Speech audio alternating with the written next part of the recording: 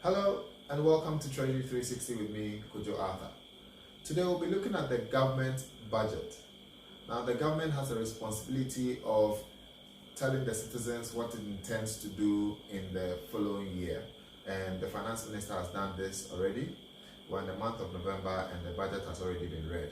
Now the government, like a parent, needs to take care of the family or the home, which means that it will have to pay school fees and make sure there's water running, electricity running, and several amenities. Now to do this, the government needs to take in some money and also needs to spend some money. Now any government would have a toolbox that is going to allow it to perform some of the roles that it needs to perform. So this is the government's toolbox. In the toolbox, you think the government will have several tools, but in actual fact, there are only two tools in this toolbox. All right. So the first one is just two tools. First one is fiscal policy, and the second tool it has is the monetary policy. So just two. The government's job is big, but it only has two tools to work with. Now we'll be discussing the government budget, and that sits in the fiscal policy. And the fiscal policy, I will describe it as a hammer. All right, so I'll draw my hammer here. Put it here.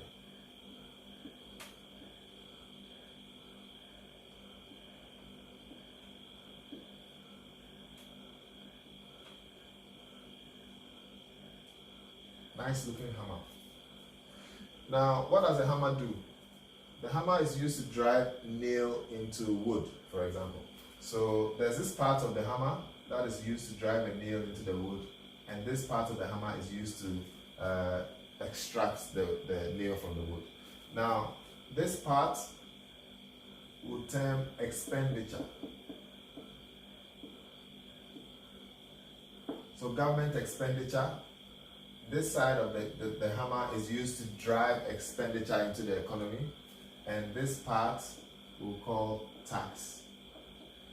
And the government uses this part to withdraw cash from the economy. So the fiscal policy tool that the government has is a hammer. Expenditure is when the government drives money and spends in the economy, and then the other side is used to draw revenue from the economy. So that's, in a nutshell, the fiscal policy. Now the monetary policy, I'll explain quickly before I move on to more about the government budget. Now the monetary policy is the price of borrowing money, or the price of money, or the money supply in the economy. And this sits with the governor of the Bank of Ghana. And the fiscal policy, or the government budget side of this toolbox, sits with the finance minister. All right, so the budget would highlight expenditure and revenue. We call this tax, or the broader sense of it is revenue.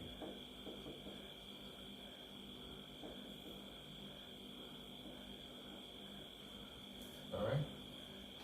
So it's not just tax, but there are other things that go into, and we'll go into what forms that. So in a nutshell, what I'm trying to explain is the government has a toolbox, and this toolbox has fiscal policy and monetary policy in it. And under fiscal policy, the government has a hammer that uses to drive expenditure into the economy and extract revenue from the economy.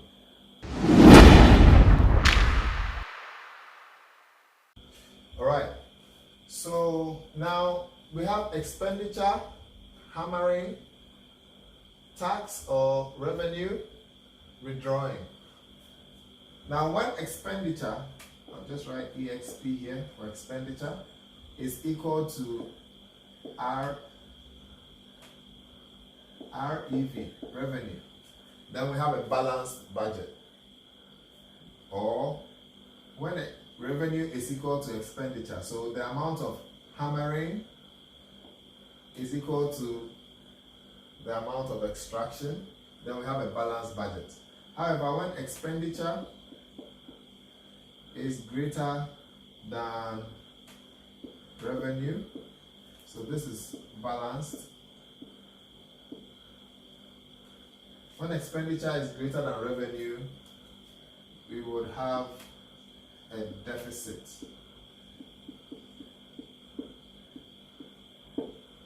So we have a balanced budget and a deficit budget when expenditure is greater than revenue. Now we can also have expenditure less than revenue, and this is a surplus budget. Okay, so a budget can either be balanced, be a deficit budget, or a surplus budget. Now, what do you think Ghana's budget is? It's mostly a deficit budget. I've listened to a couple of budgets, more than a couple, a lot of budgets from Ghana, and most of the time we have a deficit. Now, a deficit budget is different from the debt. So a budget deficit, we are the current one. We'll go into the current budget and try and dissect what it is. But we have a deficit budget here in Ghana, and what that means is that our expenditure is more than our revenue. Now, I said the hammer, this side of the hammer is used to extract tax, and when the government increases tax, it is extracting more revenues. There are other ways the government generates revenues, but we're just using the tax aspect to highlight the sort of budgets that we have. So Ghana has this type of budget.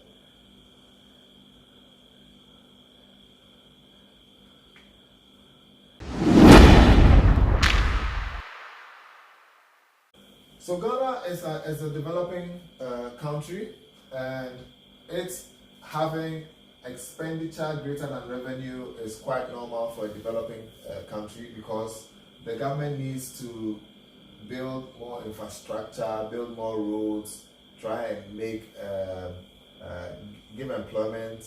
The government has a lot to do, and so expenditure will usually outstrip revenues.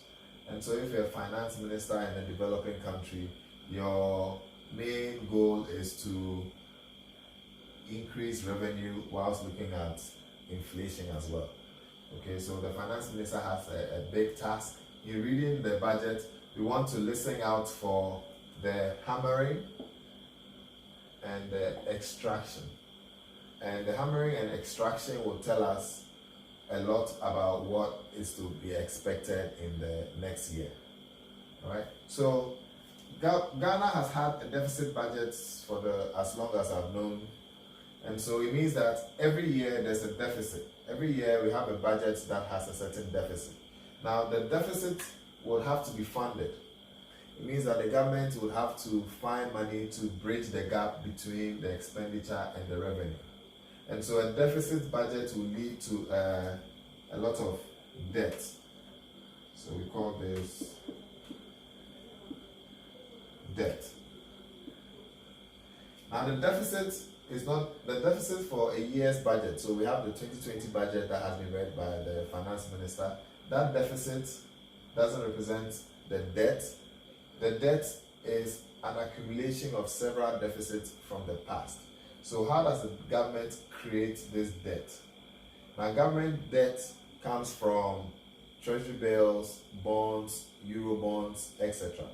All right. So government can also go and borrow from international bodies or other countries as well, who also can give grants and whatnot. When we look at the 2020 budget, the summary of it, I'll just do a video of the summary of the 2020 budget, and we'll look at the debt of Ghana.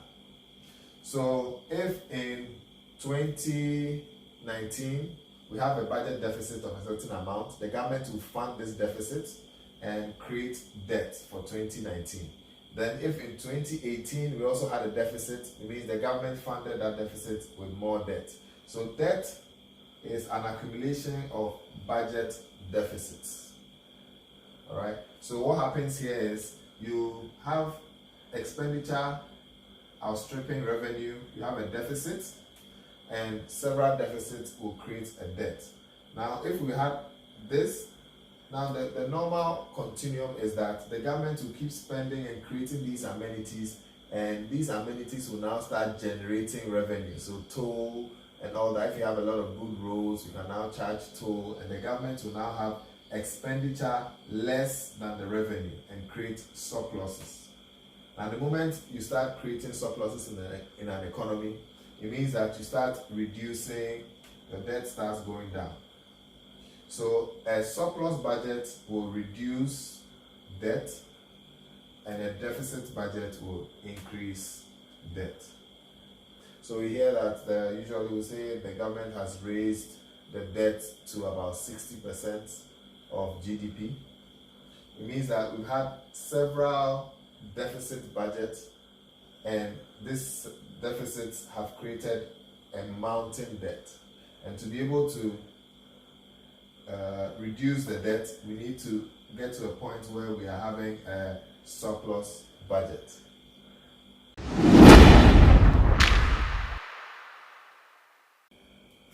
So in conclusion, we have a government budget that is coming from the fiscal policy read by the finance minister, and that fiscal policy happens to be a hammer, where this side of the hammer is for expenditure and this is for revenues.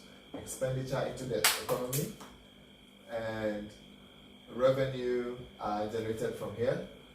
And when we have expenditure equal revenue, we have a balanced budget. Currently, Ghana has a deficit budget, has had a deficit budget for as long as I remember. And the more deficit you have, the greater you increase the debt of the country. And to be able to reduce this debt, you will need to either increase revenue so that revenue outstrips expenditure. So at a point when the government has created enough infrastructure and created enough systems to collect revenue, and revenue outstrips expenditure, we will now be able to reduce our debt. Right? So stay tuned. Next, we'll be looking at the 2020 budget and what to make of it in a treasury environment. Now, this understanding will help you to look and cut down on the information. The budget has a lot of information, but you want to cut down to form an impression of what the future will look like so that you can take care of your books. Now, if you know we have a deficit budget, like I said in the previous video, which I'll put the link below, there's going to be activity in the bond market space. There's also going to be activity somewhere in the open market operations, as well as the cash reserve requirement. And the monetary policy was out, and there was a line or some information about cash reserve requirement, which we'll get into. Thank you for watching.